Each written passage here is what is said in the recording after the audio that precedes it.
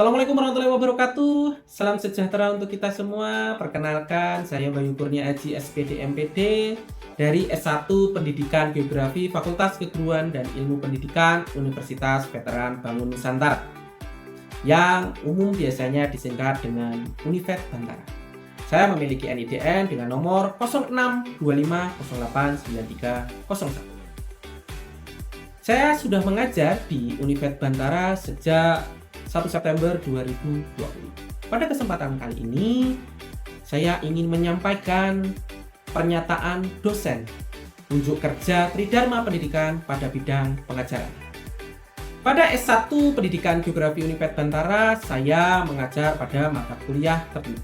Yang pertama, mata kuliah Geologi Dasar, mata kuliah Geologi Indonesia, mata kuliah Geografi Regional Indonesia, mata kuliah Geografi Regional Dunia, mata kuliah Evaluasi Sumber Daya Lahan, dan mata kuliah Perencanaan dan Pengembangan Wilayah. Tentunya pada kesempatan kali ini saya ingin mencontohkan khusus pada mata kuliah Perencanaan dan Pengembangan Wilayah. Pada mata kuliah ini memiliki bobot SKS 2 SKS dengan 4 CPMK. CPMK yang pertama yaitu mahasiswa mampu mendeskripsikan dimensi dan prinsip perencanaan pengembangan wilayah. Yang kedua, mahasiswa mampu menganalisis wilayah dan perwilayahan beserta dinamikanya. Yang ketiga, mahasiswa mampu menguraikan hierarki perencanaan wilayah. Dan yang keempat, mahasiswa mampu mengevaluasi struktur ruang dan pola ruang wilayah. Mata kuliah ini membahas tentang 6 kajian, antara lain yang pertama, dimensi dan prinsip perencanaan pengembangan wilayah. Yang kedua, konsep wilayah dan perwilayahan beserta dinamikanya. Yang ketiga, hierarki perencanaan wilayah. Yang keempat, struktur ruang dan pola ruang. Yang kelima, penyusunan dan penentuan kajian tata ruang. Dan yang keenam, perencanaan tata ruang di bidang tertentu.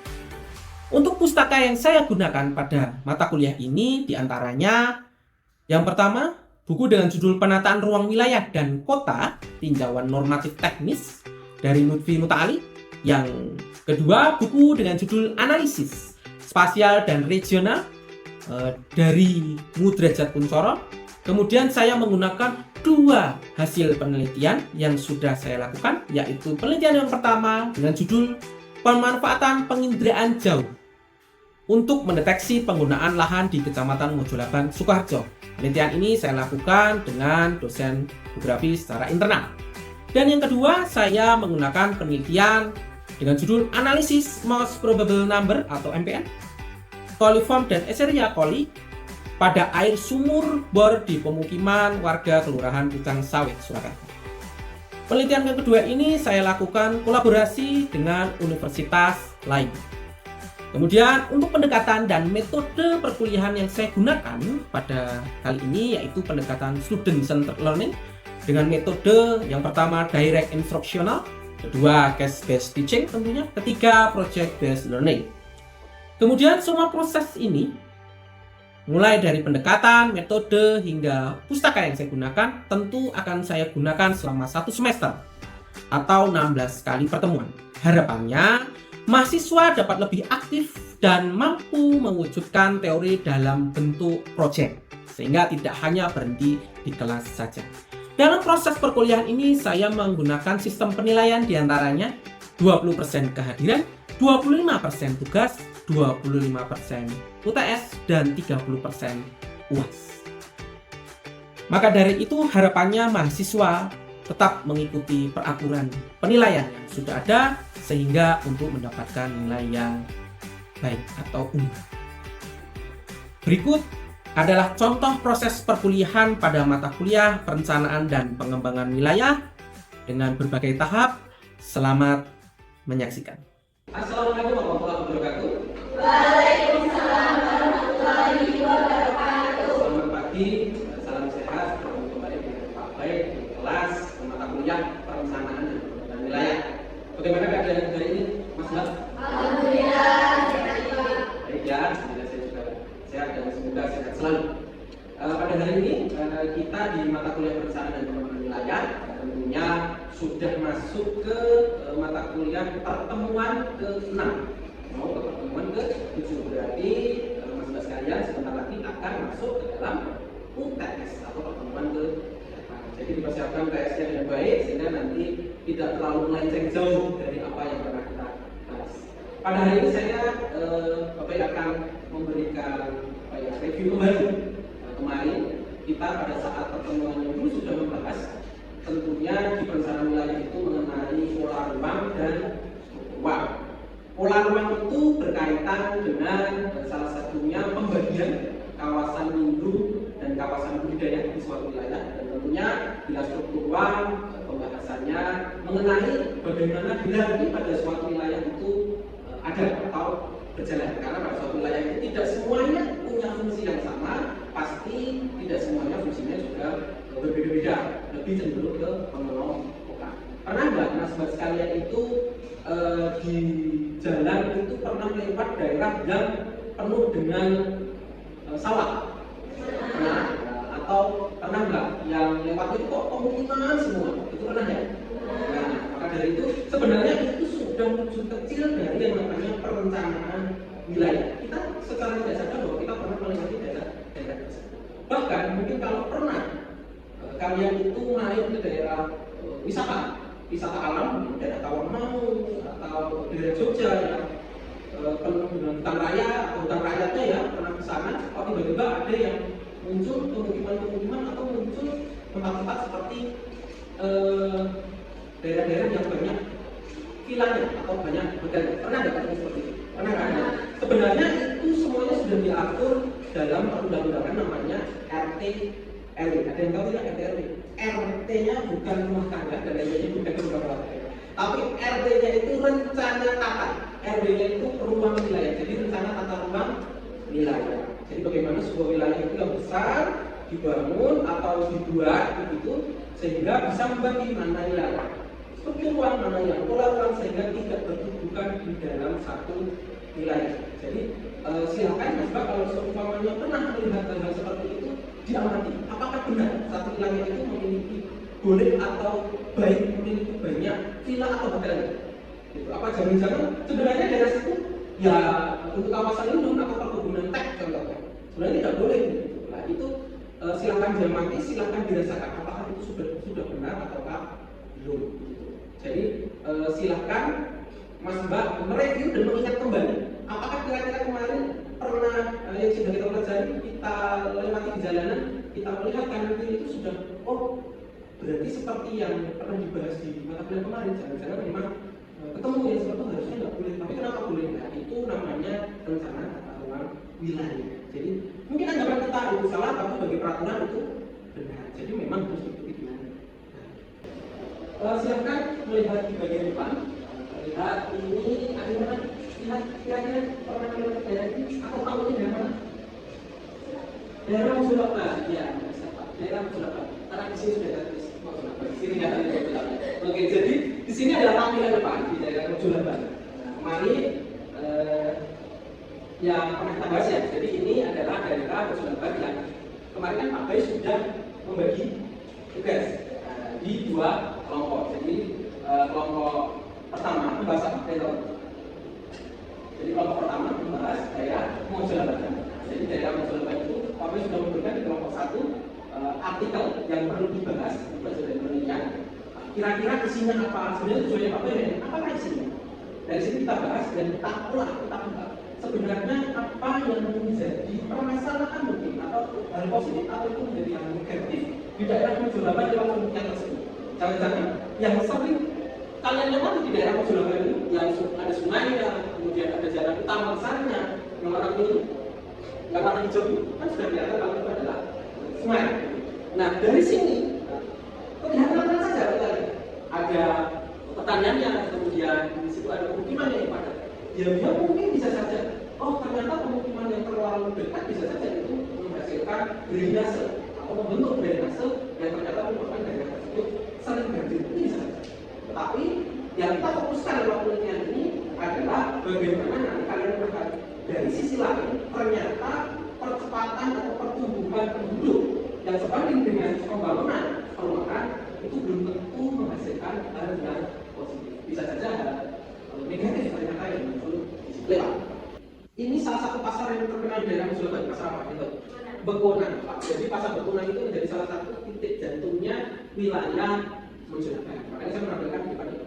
Ini akan menjadi yang dibahas kemarin. Kalian kan sudah dibagi menjadi dua kelompok. Kelompok yang pertama itu pembahasannya mengenai daerah Mojokerto. Jadi apa yang berubah atau apa yang dibahas di dalam artikel yang pertama yang berisi mengenai perubahan bangunan atau perubahan fungsi lahan di daerah Mojokerto. Makanya tampilannya ini adalah Mojokerto. Jadi saya tadi Pak Ben dengan UKS, apakah kira-kira kalian tahu nggak sih daerah seperti ini pernah lihat nggak sih ternyata apa? Karena ciri khasnya banyak sekali, ada sungai yang besar saluran, kemudian ada jalan utama yang di belakang ini, itu jalur nasional yang sering kita lewati dan ada titik jantung Mojokerto ini salah satunya adalah pasar Bekonan. Nanti dari sini kita akan tentu mempelajari bagaimana struktur ruang dan pola ruang di daerah Mojokerto.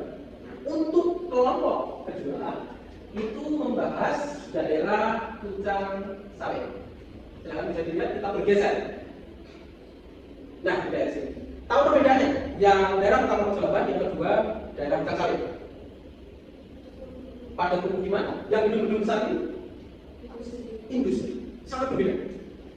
Tapi tadi terlihat di daerah Mojokerto industrinya tidak begitu terlihat. Jadi kan kelihatannya kalau dari Google Earth yang bangunan besar dan luas itu bisa saja bangunan-bangunan non permukiman, bisa saja di sekolahan, universitas seperti tempat kita, bisa saja itu bangunan pabrik, industri, bisa saja macam-macam. Tapi kalau yang bentuknya kecil-kecil seperti ini, kota-kota ada polanya, biasanya itu adalah pemukiman dengan luas-luas jalan yang sedikit. Itu lihat. Maka dari itu, dari kelompok dua, Pak Bayu memberikan artikel mengenai pencemaran lingkungan di daerah Pucang Sawit. Untuk melihat bagaimana kualitas di daerah Pucang Sawit ini, apakah dengan banyaknya pemukiman dan perindustrian di sini mempengaruhi kondisi kualitas air. Jangan-jangan ternyata ya biasa saja aman, tapi mungkin bisa saja ternyata saking banyaknya industri di sana, pabrik ternyata mempengaruhi daerah situ kualitas airnya. Dan itu menyebabkan orang-orang yang tinggal di daerah pemukiman tersebut bisa terkena penyakit. Nah, dari kedua hal ini yang di daerah Mojokerto dan di daerah Pucang Sawit, saya persilakan kepada dua kelompok tersebut yang mewakili tentunya untuk maju ke depan. Kemarin kan sudah dibagi satu kelompok 4 orang, jadi kalau dua kelompok kira-kira per kelompok yang 4 orang berarti ada 8 orang. Nanti perwakilan saja satu-satu untuk maju menjelaskan hasil diskusi yang ada berdasarkan artikel tersebut. Nanti silakan bagaimana positifnya atau negatifnya, silakan nanti diceritakan dan harapannya silakan nanti ada feedback. Harapan saya adalah ada feedback dari mahasiswa untuk pertanyaan gitu. Silakan mengenai artikel. Tentunya nanti Pak Ben akan menguatkan bagaimana sih kira-kira sebenarnya yang terjadi di daerah Mojokerto dan daerah Pucang Sawit dengan berbeda wilayah tapi sama-sama ini dekat. Gitu. Karena Sukoharjo yang di daerah Mojokerto dan Pucang Sawit yang ada di daerah Solo ternyata berbeda. Kok bisa beda? Mungkin bisa saja di daerah Mojokerto itu lebih parah. Walaupun pertanyaannya lebih banyak, nah kosongnya lebih banyak. Tapi mungkin saja besar daerah Pucang Sawit lebih parah lagi, lebih parah. Mungkin itu. Jadi nanti silakan siapa perwakilannya maju. Pak Bayu beri waktu mungkin sekitar 10 menit ya. Silakan untuk nanti menjelaskan kira-kira seperti apa pandangan kelompok kalian mengenai artikel yang sudah Pak Bayu berikan. Mari kita bahas. Tentunya harapannya Bapak nanti ketika kalian selesai dan keluar dari kelas ini, kalian nanti ketika keluar dari Pucang Sawit dan lewat daerah Mojokerto tahu kira-kira apa bedanya. Kok bisa kayak gini? Mungkin dari sarana prasarana yang kita lewati itu berbeda, begitu. Mungkin keterampilan rumahnya berbeda, mungkin karena yang kita pelajari di kelas. Bagaimana kita melihat dan kevalidannya ketika kita kelamaan lihat benar-benar nggak apa yang dilakukan artikel ini benar nggak? Kalau ternyata itu negatif atau hal itu positif. Mungkin itu saya persilakan kepada dua kelompok silakan. Mbak Ulia, oke bisa maju nyampaikan saja. Silakan.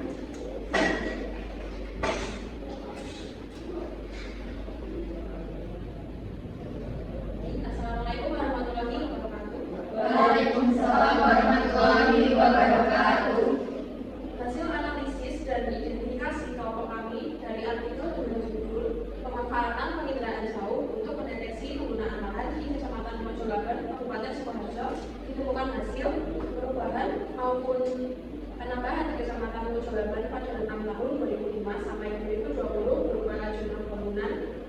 seperti pemukiman dari industri seluas 42,74 hektar, serta terjadi penurunan atau pengurangan pada lahan sawah seluas 229,37 hektar, dan lahan tutupan vegetasi seluas 42,74 hektar. Hal ini memperlihatkan perubahan ruang yang awalnya lahan pertanian menjadi lahan pemukiman, memperlihatkan dampak perubahan pola ruang yang awalnya digunakan sebagai fungsi budidaya seperti pertanian, sekarang berubah menjadi fungsi lain sebagai pemukiman. Dampak lain yang akan muncul adalah produktivitas pertanian pada wilayah tersebut akan berkurang, namun pengembangan hunian semakin meningkat. Pergerakan ini memaksa perubahan wilayah serta pola ruang yang tentunya akan merubah sosial masyarakat. Seperti awalnya banyak kegiatan pertanian berubah banyak menjadi kegiatan industri di wilayah tersebut. Mungkin itu hasil analisis dari kelompok kami. Apakah ada yang mau ditanyakan? Silakan. Pak Tasya, silakan. Saya Tasya dari kelompok 2 izin bertanya, menurut hasil analisis paling banyak terjadi perubahan industri atau pemukiman di wilayah ini? Ya, silakan. Paling banyak pemukiman karena masih banyak lahan sawah yang bisa diubah menjadi pemukiman di wilayah masyarakat. Beri tepuk tangan dulu kepada terima kasih Mbak Ulen bisa kembali. Mungkin akan saya potong ya, tapi ya. Jadi pertanyaan mengenai kenapa yang mana yang lebih banyak ya antara industri dengan pemukimannya gitu tadi. Karena memang perubahan pemukiman di daerah Mojokerto itu cukup tinggi.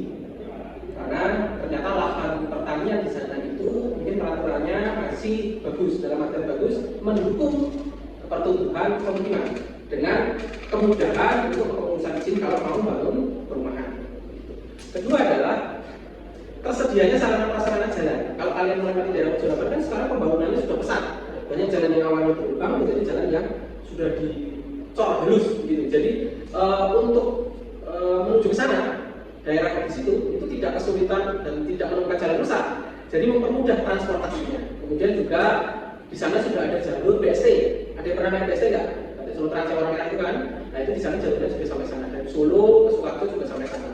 Jadi memudahkan nih kalau orang tidak harus selalu menggunakan kendaraan pribadi.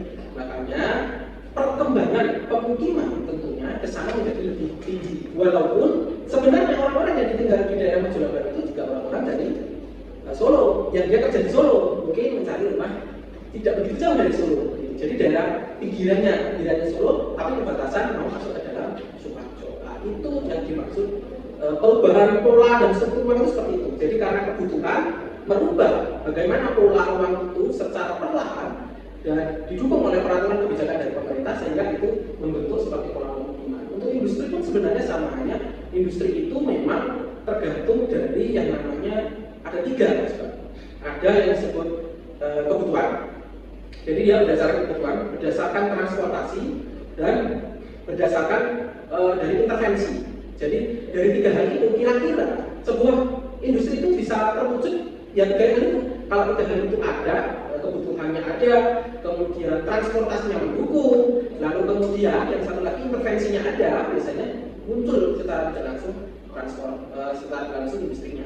Kalau kalian melihat, kebanyakan di wilayah Indonesia, provinsi itu pasti memiliki pelabuhan, kebanyakan, dan memiliki bandara dilewati oleh jalur kereta api. Biasanya seperti itu. Jadi ada 3, secara transportasinya juga ada, secara kebutuhannya juga itu, intervensinya pun ada. Makanya muncul pusat-pusat kota yang banyak begitu. Sehingga sampai sekarang perkembangannya sebenarnya itu muncul di era-era ketika presiden pertama, kedua, dan ketiga itu muncul pemekaran. Bahkan terakhir sampai presiden Jokowi pun sama sebenarnya, pemekaran daerah itu juga terjadi sehingga untuk mempermudah akses dan lebih mempercepat sebuah wilayah itu berkembang. Mungkin itu ya dari kelompok 1. Sekarang kelompok 2 siapa? Yang harus maju. Tapi sekali silakan Pak untuk mempertimbangkan di sini. Baik, terima kasih atas pembahasannya. Kali ini saya akan membawakan hasil analisis dan diskusi dari kelompok kami dengan judul artikel analisis MDM, Kaliform dan Escherichia coli pada air sumur ditemukan warga Kelurahan Tegal Sawit. Ditemukan bahasa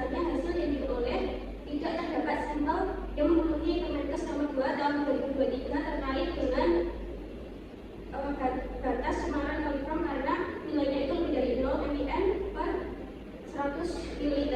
Namun keseluruhan sampel memenuhi batas yang dipersyaratkan untuk pencemaran Escherichia coli. Pengujian statistik regresi yang dilaksanakan menunjukkan bahwa tidak terdapat hubungan antara jarak pencemaran dengan cemaran kaliform dan Escherichia coli pada nilai p-value lebih dari 0,05.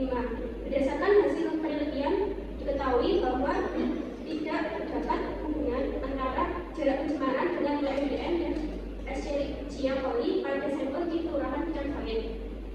Seluruh sampel tidak memenuhi batas nilai kaliform karena berdasarkan Permenkes nomor 2 tahun 2023. Namun semuanya memenuhi batas Escherichia coli. Hal ini diperlihatkan bahwa tidak selalu pemukiman yang memiliki sumur dan berada di sekitar industri terkena cemaran dari industri tersebut. Fenomena tersebut bisa saja terjadi karena beberapa hal, seperti industri di sekitar memang sudah memiliki sistem pengolahan limbah yang sudah baik sehingga pencemaran yang dibuang sudah memiliki kadar di bawah batas ambang. Kemudian jenis tanah atau batuan yang memiliki sifat tidak gampang menyerap sehingga mempengaruhi proses penyerapan air di sekitar. Kemudian yang selanjutnya jarak antara sumur dan rumah dengan industri memang masuk jarak yang belum atau tidak memberikan pengaruh apapun, sehingga pemukiman yang berdampingan dengan industri tidak selalu memperlihatkan hal buruk seperti pencemaran atau memperlihatkan hal bahagia. Seperti itu teman-teman, apakah ada yang ditanyakan? Ya. Apakah penyebab besar apa yang menjadi penyebab tersebarnya lingkungan di Pucang Sawit? Izin menjawab. Jadi faktor pencemaran lingkungan di Pucang Sawit itu disebabkan karena industri, tapi bukan apa ya, dari hasil analisis di artikel itu industri itu tidak terlalu begitu berpengaruh karena mungkin bisa saja di industri itu sudah memiliki amdal yang sesuai sehingga bisa mengelola zat pencemaran tersebut. Gitu ya, oke. Terima kasih tepuk tangan dulu. Ya, terima kasih. Tadi yang disampaikan Mbak Rizka mengenai artikel kedua ya, dan pertanyaan dari Mbak Rizka tadi bahwa ini contoh case atau kasus yang lain. Jadi kasus yang dimunculkan adalah perubahan lahan. Di sini adalah perubahan lahan yang sudah diubah. Itu dampaknya apa? Bedanya gitu. Yang satu lahan ada, tapi kemudian diubah jadi pemukiman dimunculkan. Kemudian di Pucang Sawit yang sudah ada dan sudah lama berjalan di situ. Kemudian dia berdampak apa pada lingkungan? Ternyata berdasarkan penelitian ini bahwa industri itu belum tentu memberikan dampak pencemar yang besar kepada lingkungan sekitar. Karena kalau berita dalam tanda kutip ya selalu menggaung-gaungkan bahwa industri itu yang keluar dari pabrik, yang pencemar besar keluar dari pabrik itu mesti disebut sebagai zat pencemar yang berbahaya. Padahal di situ ada peran namanya AMDAL. AMDAL itu yang tahu bukan Jakarta. Iya, sistem lingkungan. Jadi sudah dianalisis ketika membangun ini pabrik tekstil. Oh di sini itu pabrik cat. Oh di sini itu pabrik alkohol gitu. Itu sudah diukur. Kira-kira ketika mereka mengeluarkan zat pencemar yang berlebihan di daerah tersebut, itu kira-kira bisa mengolah dan mampu mengolah atau tidak? Kalau sudah mampu, ketika dikeluarkan ke lingkungan itu tidak berbahaya. Jadi makanya hasilnya tadi di bawah ambang batasnya itu kisaran seumpamanya 50 itu jadi bawahnya. Sehingga bahwa itu cara bacanya seperti apa? Ketika sebuah lingkungan menerima zat lain di luar dia itu masih bisa menerima. Jadi masih bisa meresap. Jadi secara alam itu masih bisa mengolah. Sehingga menghasilkan nanti zat lain yang bisa dikonsumsi oleh alam. Gitu. Jadi mungkin namanya bisa endapan dan seterusnya. Makanya ketika pengolahan limbah berbahaya itu ada syarat-syarat khususnya. Nah, makanya kenapa ketika mengatur sebuah wilayah, itu harus benar-benar melihat sarana prasarannya di mana sih. Kemudian melihat kira-kira industri atau pabrik itu saya letakkan di mana. Apakah memang jauh dari pemukiman atau dekat? Ini kita tidak tahu. Pemukimannya dulu atau industrinya dulu. Bisa saja industrinya dulu, bisa saja pemukimannya dulu. Begitu. Jadi karena tidak ada yang apa ya bahasanya yang melarang bahwa di situ ada pabrik terus kanan kirinya tidak boleh ada pemukiman, itu nggak ada yang melarang.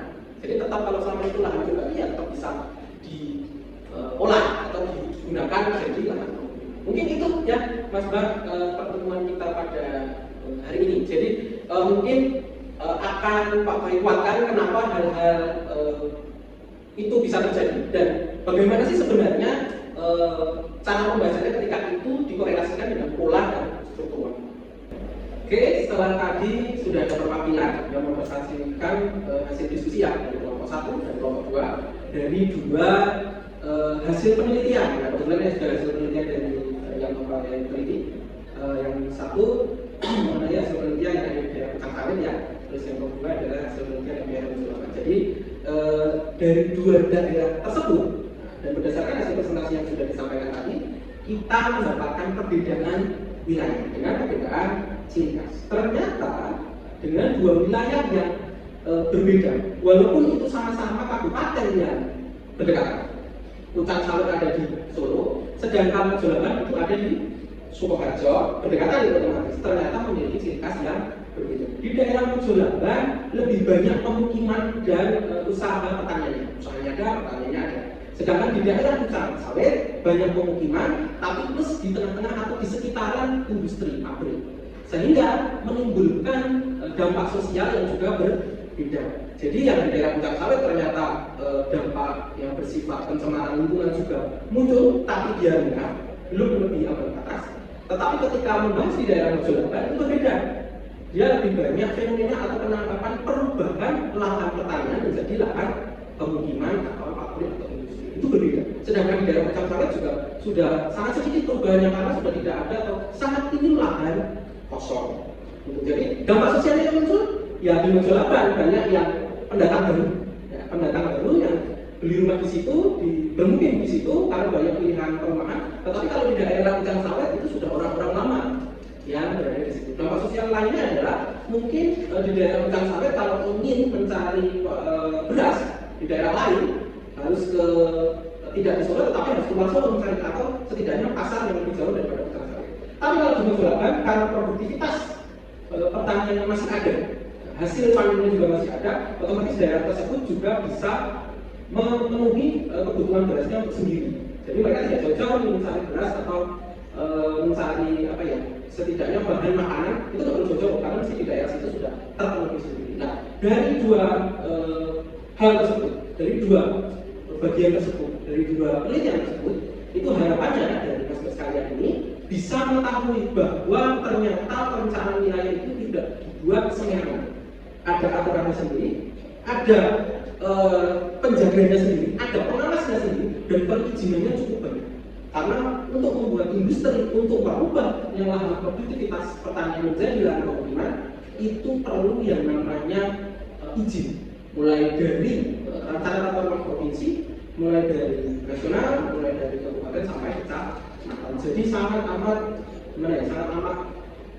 kompleks. Makanya kalau orang membuat rumah dari ini, Mas Bang, kalau lahannya masih lahan hijau atau lahan pertanian, dia perlu waktu yang lama untuk merubah statusnya dari lahan yang kering jadi dari lahan yang basah menjadi lahan yang kering gitu. Jadi itu sangat amat lama baru berubah. Ataupun seperti itu. Bahkan kalau kalian melihat ada beberapa pabrik atau bangunan dalam contoh, misalnya satu perguruan tinggi atau sekolah tinggi yang ada di Solo, pasti kalian melihat beberapa bangunan-bangunan yang mangkrak di dekatnya. Tapi itu bukan bangunan sekolah tersebut, tapi bangunan lain.